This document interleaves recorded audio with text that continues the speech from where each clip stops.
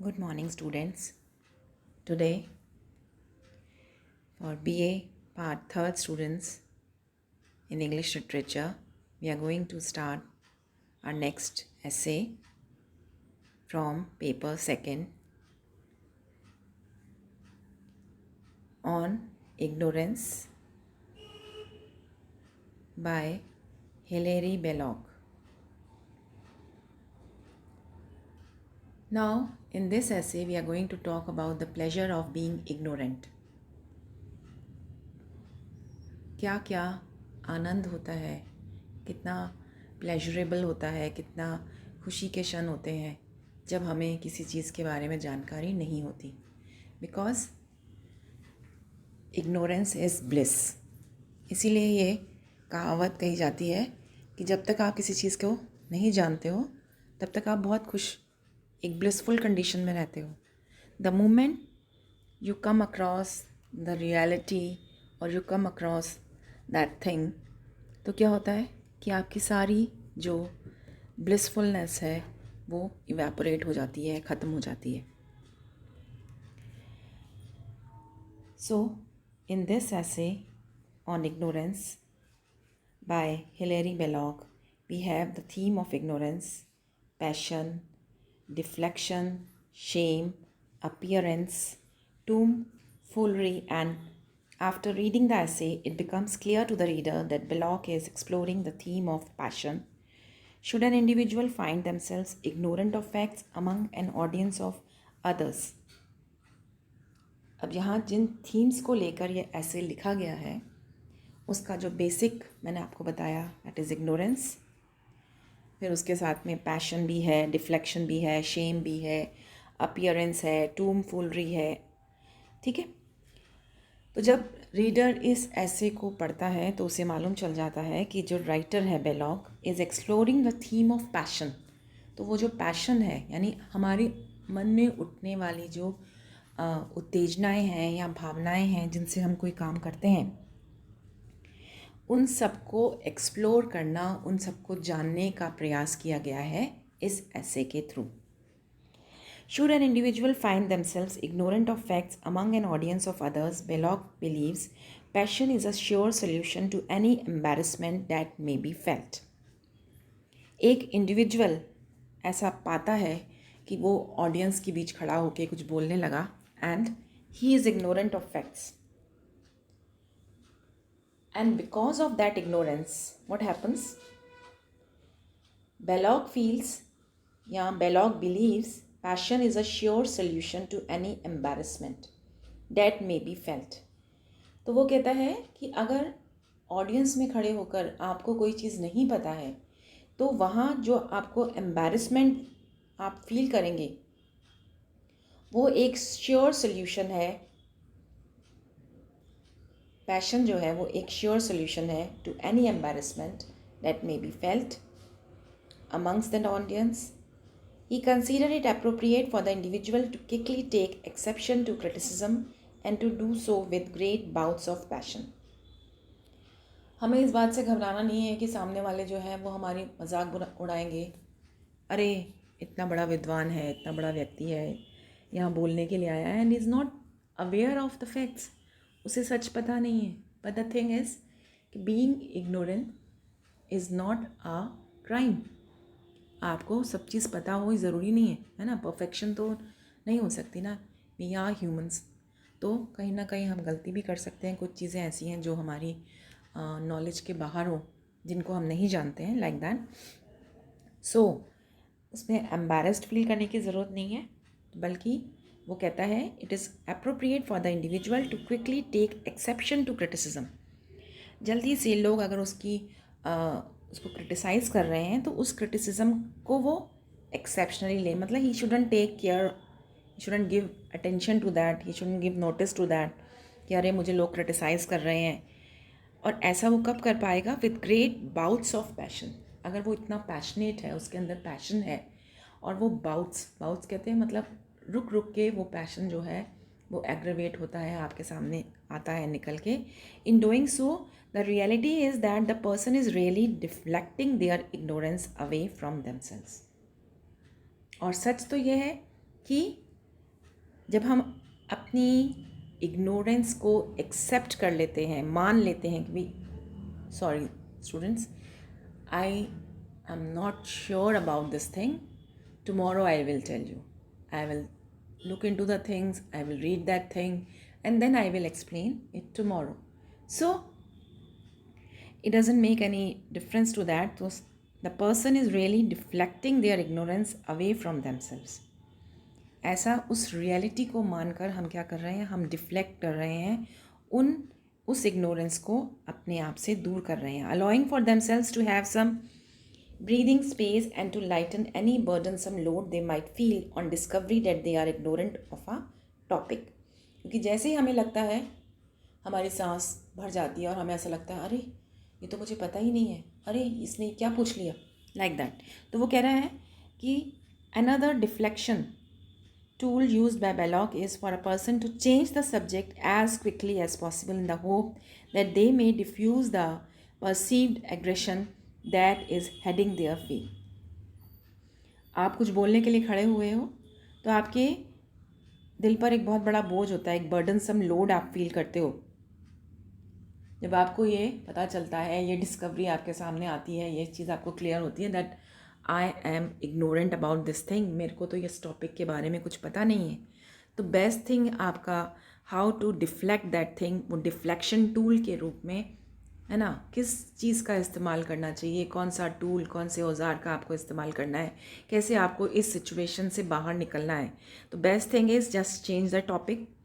इतनी क्विकली उस टॉपिक को आप चेंज करेंगे that they may diffuse the perceived aggression that is heading their वे, कि वो उस एग्रेशन से भी बच जाएगा, क्योंकि उसको पता है कि now this thing is going to rise and I am ignorant about this thing.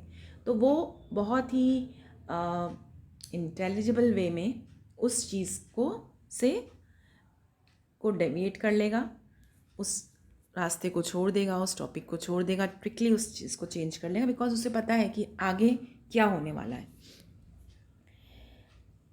They may diffuse the perceived aggression that is heading their way, क्योंकि जिस उसकी तरफ जो आ रहा है कि अब ये क्वेश्चंस आने वाले हैं, ये क्रिटिसिज्म उसे फेस करना पड़ेगा, तो वो बहुत ही ब्राइटली, बहुत ही स्मार्टली उस चीज़ को कर लेता है. When the reality is, even Belloc agrees, at at times everybody is ignorant of and about something. So we don't have to be ashamed of this that oh I don't know this thing, oh I am ignorant about this thing. So he says that each and every person is ignorant about, of and about something. हर व्यक्ति किसी ना किसी चीज़ को लेकर, किसी ना किसी चीज़ के बारे में इग्नोरेंट होता है. हर व्यक्ति होता है. तो it's a very normal phenomena, it's a very simple thing to just accept this thing that you are ignorant about something, or just consider yourself blessed that oh my god, I was just ignorant about this thing up to this day. So इतनी सारी problems, इतने सारे emotion crisis से मैं बच गया, है ना. I don't have to face that all that thing. So another method of deflection is to joke about what has occurred. So he is telling you how to deal with these things. तो यहाँ पर आपको वो deflection tools बता रहा है. तो दूसरा डिफ्लेक्शन मेथड वो क्या बता रहा है, joke about what has occurred. यानी आप किसी ऑडियंस में बैठे हो, किसी सिचुएशन के बारे में बात कर रहे हो, उस सिचुएशन के बारे में आप फुली अवेयर नहीं हो, तो क्या करना है आपको, बजाय इसके कि पजल्ड हो जाना या इरिटेट हो जाना या इधर उधर देखने लगना या घबरा जाना, तो best thing is to laugh it away, just to change the topic, और just to try to joke about what has occurred. तो उस जोक से क्या, आप भी थोड़ा लाइट फील करोगे, ऑडियंस भी थोड़ा लाइट फील करेंगी, hoping that one eventually exhaust their opponent while at the same time keeping the upper hand. क्योंकि जब हम इस तरह के जोक्स क्रैक करते हैं या उनका माइंड डाइवर्ट कर देते हैं या उनको कुछ अलग तरह की इंसिडेंट्स सुना देते हैं, बता देते हैं, तो क्या होता है कि वो जो आपका ओपोनेंट है वो थोड़ा सा एग्जॉस्ट हो जाता है.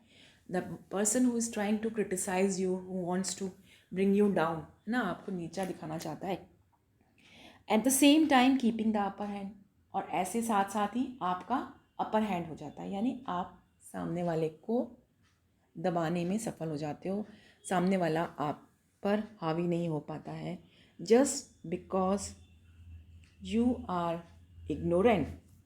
तो उस इग्नोरेंस से आपकी बहुत सारी हेल्प भी होती है। विच में suggest that appearance is important when it comes to the matter of being ignorant. इससे ये पता चलता है कि जो अपीयरेंस है, यानी सामने से हमने इस बात को स्वीकार कर लिया, वो बहुत ही महत्वपूर्ण है जब इग्नोरेंट होने का मैटर आता है। Nobody wishes to be made a fool of or scorned upon by a colleague, क्योंकि हम नहीं चाहते कि हमारे कलीग्स, हमारे हमारा पीयर ग्रुप, हमारे फ्रेंड्स हमारा मजाक बनाएं कि अरे इसे ये पता नहीं है, स्कॉन्ड अपॉन है ना, कोई आपकी खिल्ली उड़ाए, आपका मजाक बनाए, आपके लिए उटपटांग बातें करे। कोई भी पसंद नहीं करता इस बात में। Nobody wishes to be made fool, ना ही वो मूर्ख बनना चाहता है, particularly if their colleague is highlighting the individual's ignorance and how they should feel ashamed about being so ignorant। खासकर उस सिचुएशन में जब सामने वाला या आपका कलीग जो है वो आपकी इग्नोरेंस को हाईलाइट करने की कोशिश कर रहा है, आपको अशेम्ड फील कराने की कोशिश कर रहा है, आप पे अटैक कर रहा है कि आपको इतना भी नहीं आता, आपको ये भी नहीं पता।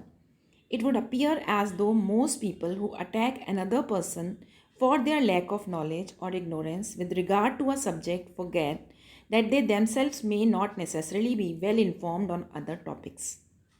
क्योंकि इस तरह के कमेंट्स करने वाला, इस तरह से अपनी नॉलेज को बूस्ट करने वाला और दूसरे की नॉलेज, लैक ऑफ नॉलेज पर अटैक करने वाला व्यक्ति इस बात से इग्नोरेंट है। वो ये नहीं जानता कि इस पर्टिकुलर सब्जेक्ट में कुछ चीज़ें वो भूल गए, कुछ चीज़ों के बारे में वो नहीं जानते थे, और ऐसी बहुत सारे टॉपिक्स हैं, एक ऐसे बहुत सारी इन्फॉर्मेशन है जो कि जिसमें उन्हें वेल इन्फॉर्म्ड होना चाहिए।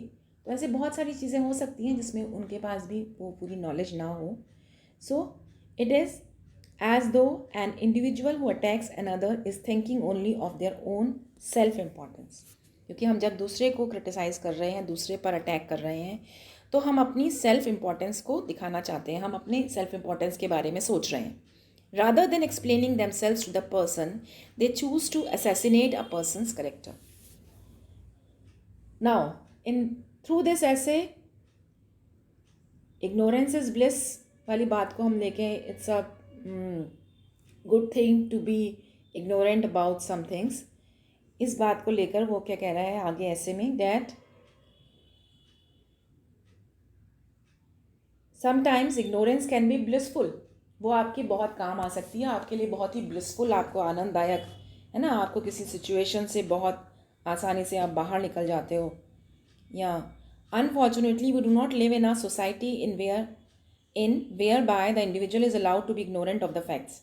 क्योंकि हम जिस समाज में रह रहे हैं वहाँ पर हमारे साथ बहुत ही हार्शली बिहेव किया जाएगा, हमारा मजाक बनाया जाएगा, क्योंकि यहाँ पर हमें ये अलाउड नहीं है कि अरे कैसे आदमी है, कैसे इंटेलेक्चुअल बंदे हैं भाई, कैसा ये इंटेलिजेंट बंदा है, या कैसा ये एक स्पीकर है जो इसको इस बात की जानकारी नहीं है। तो यहाँ हमारी सोसाइटी जो है वो बहुत ही हार्श है, बहुत ही रूड है। यहाँ के लोग हम इतने फॉर्चुनेट नहीं हैं। अनफॉर्चुनेटली हम जिस समाज में रह रहे हैं वहाँ सारे लोग हम पर एकदम से टूट पड़ेंगे। तो इंडिविजुअल जो है अगर वो इग्नोरेंट है फैक्ट्स को लेकर, तो उसको सर्वाइव नहीं करने दिया जाएगा। अगर वो किसी ऑडियंस में खड़ा है कुछ बोलने के लिए, तो आप उसको बिल्कुल बोलने ही नहीं दोगे, खड़े ही नहीं रहने दोगे। Just he will have to leave that place. एकदम से उसे स्टेज से उतरना पड़ेगा। ऐसा आप उसकी खिल्ली उड़ाओगे, ऐसा उसका मजाक बनाओगे, ऐसा उसको उसके साथ मिसबिहेव करोगे। तो कह रहा है they are judged socially by their peers for their lack of knowledge and understanding of a subject, yet they may have no need to know about the subject। ये सही है कि वो सोशली समाज में रहते हुए आपको जज किया जाएगा, आपके बारे में सोचा जाएगा। आपके जो पीयर ग्रुप है, आपके साथी हैं, वो कहेंगे अरे इसको तो ये पता ही नहीं है कि आपको उस सब्जेक्ट की अंडरस्टैंडिंग नहीं है, आपको उसके फैक्ट्स नहीं पता हैं, उसके हिडन थिंग्स नहीं पता है, इस बारे में वो बात तो करेंगे, yet they may have no need to know about the subject. लेकिन साथ ही बेलॉक इस बात को भी कह रहा है कि हर सब्जेक्ट पर जब हम बोलने के लिए खड़े हुए हैं, ईच एंड एवरी पॉइंट पर हमारी जानकारी होना, हमें सब कुछ पता होना बहुत असेंशियल नहीं है, उसके बिना भी काम चल सकता है। It may be an irrelevancy to their life, क्योंकि वो सब चीज़ें उनकी लाइफ के लिए बिल्कुल इरेलेवेंट है। What is also interesting about the essay is that Belloc does not appear to believe that an individual has a right to be ignorant of the facts on certain topics। लेकिन कुछ ऐसे विषय हैं जिस पर वो बहुत स्ट्रिक्ट है बेलॉक, और वो कहता है कि इन विषयों पर हमारी इग्नोरेंस जो है बिल्कुल भी अलाउड नहीं है। It is as though a man or woman needs to adapt themselves to the circumstances they find themselves in and revert to learning what others know। क्योंकि जब आप ऐसी सिचुएशन में फंस जाते हो तो आपको क्या करना है, आपको दूसरों की तरफ देखना है, उनसे सीखना है, जो दूसरे जानते हैं वो हमें भी पता होना चाहिए, rather than learning what he himself may wish to know, बजाय उस लर्निंग को अडॉप्ट करने के जो हमारी इच्छा होगी कि हम ये जानना चाहते हैं, without following the rule of others, है ना। उस समय हमें दूसरों के रूल को फॉलो नहीं करना है कि सोसाइटी में फलाना फलाना ये चाहता है कि मैं ऐसे बिहेव करूं, ऐसे उठूं, ऐसे बात करूं, तो हमें दूसरों के रूल्स को फॉलो नहीं करना है। There does not seem to be a path that is independent of others that an individual might follow. क्योंकि सोसाइटी में रहते हुए हम एक इंडिविजुअली बिहेव कर सकें या एक इंडिविजुअल पाथ को पर चल सकें, ये पॉसिबल नहीं है। As to why this is difficult to say, और ऐसा क्यों है इस पर हम कुछ नहीं कह सकते। Perhaps an individual is afraid in company to admit to not knowing what when it comes to a certain topic or issue. Most issues are irrelevant to a person's daily life and do not affect them। हम इस बात को confess नहीं करना चाहते जब हम society में या लोगों के बीच में खड़े होते हैं कि अरे मुझे इस टॉपिक के बारे में कुछ सर्टेन टॉपिक्स और कुछ सर्टेन इश्यूज़ के बारे में हम नहीं जानते, क्योंकि कुछ इश्यूज़ ऐसे होते हैं जो हमारे लिए बिल्कुल इररेलेवेंट हैं, जिनका हमारी लाइफ के डेली रूटीन में उनका कोई यूज़ नहीं है और उनका कोई भी असर, they do not affect them, है ना। तो इसलिए उनके लिए वो इग्नोरेंस जो है वो अलाउड है, उसके लिए उनको क्रिटिसाइज़ करने की या उनको पनिश करने की ज़रूरत नहीं है। However as soon as they are discovered to be ignorant, things change dramatically. जैसे ही आपको पता चलता है कि this person is ignorant about such things, so things change dramatically। A combination of both fear and embarrassment result in the individual changing his behavior to suit his environment।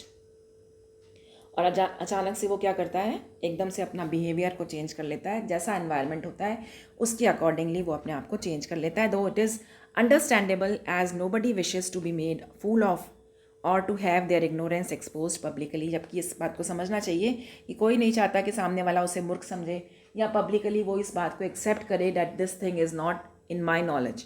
In reality one of Belloc solutions are satisfactory and leave an individual rooted or tied down to convention. जो इसका solution उसने बताया है Bellak ने, वो बहुत ही satisfactory है, संतोषजनक है, और एक इंडिविजुअल जो है वो अपनी कन्वेंशंस, अपनी प्रथाएं, अपनी चीज़ों के साथ, अपनी रूट्स के साथ जुड़ा रहता है। It would be better for an individual to be care free and not feel pressurised by society's views on the importance of issues. वो कहता है कि एक इंडिविजुअल को बिल्कुल केयर फ्री रहना है, मस्त रहना है, ज़्यादा प्रेशराइज्ड फील नहीं करना है सोसाइटी के व्यूज़ को लेकर, किसी भी इश्यूज़ की इम्पोर्टेंस को लेकर। अगेन इफ़ अ मैन और women can be independent of others they will live a far happier life. इसीलिए हमने कहा कि इग्नोरेंस इज़ ब्लिस, क्योंकि अगर आप इंडिपेंडेंटली सोच सकते हैं, इंडिपेंडेंटली वर्क कर सकते हैं, तो आप एक फार हैप्पियर लाइफ लीड कर सकते हैं। This does not mean that a person should isolate himself themselves from their peers, but rather if they admit to not knowing about a topic and suggesting to their counterpart that they have no interest in knowing, it is left to the counterpart to decide upon whether he or she wishes to prolong a friendship। अगर वो अपने peers, अपने friends के सामने ये admit कर लेते हैं कि इस टॉपिक के बारे में मुझे नहीं पता है और साथ ही साथ मुझे इसे जानने में भी कोई इंटरेस्ट नहीं है, तो क्या होता है कि काउंटर पार्ट यानी आपका जो फ्रेंड है, आपका जो पीयर है, आपका जो सर्कल है, उनको ये डिसाइड करने की छूट होती है कि वो उस व्यक्ति से चाहे वो लड़का हो चाहे वो लड़की हो, he or she wishes to prolong a friendship, अगर आप उससे फ्रेंडशिप रखना चाहते हैं या नहीं रखना चाहते हैं, क्या आप उसकी इग्नोरेंस को ध्यान में रखते हुए, या आपको वो लगे कि इतना स्टूपिड है, कितना फूल है, कितना फुलिश है, I should not continue friendship with that person, ये आपके ऊपर छूट जाता है. It would seem a pity for a person to be ostracized, but because they haven't read the same books as another person. Some people are readers while others are doers, and some may be quite prepared to comfortably sit on the fence. किसी व्यक्ति को ऑस्ट्रेसाइज करना या उसको अपने से अलग कर देना जस्ट बिकॉज कि मैंने ये बुक पढ़ी है and the other person whom I am talking to is not aware of that book, हम उस व्यक्ति से अपना संबंध विच्छेद कर लें, ये बहुत गलत बात है. क्योंकि कुछ लोग तो रीडर्स होते हैं, कुछ को इंटरेस्ट होता है अच्छी अच्छी बुक्स पढ़ना, अच्छी नॉलेज गैदर करना, वाइल अदर्स जो हैं वो डूअर्स होते हैं, वो रीडर्स नहीं होते, वो सिर्फ काम करने वाले होते हैं.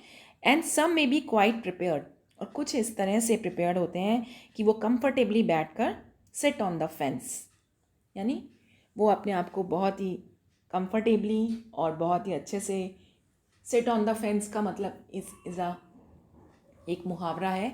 Seat on the fence means you are comfortable about it, चारों तरफ से आप फेंस्ड हो, यानी आपको कोई अटैक नहीं कर सकता है, आप कंफर्टेबल फील कर रहे हो.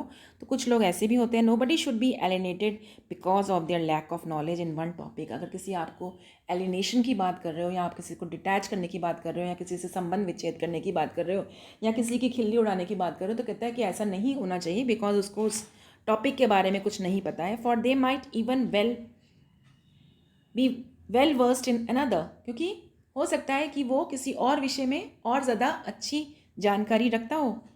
Something that Belloc believes an individual should use in their defence. तो वो चीज़ों को आपको अपने डिफेंस के लिए बचा के रखना चाहिए, सो दैट जो सामने वाला अगर आप पे हावी होने की कोशिश कर रहा है, तो आप काउंटर अटैक में आप उन चीज़ों को, अपनी उस नॉलेज को शो कर सकते हो, दिखा सकते हो, उसे बता सकते हो, और उससे उस व्यक्ति को, सामने वाला व्यक्ति जो है वो चुप हो जाएगा.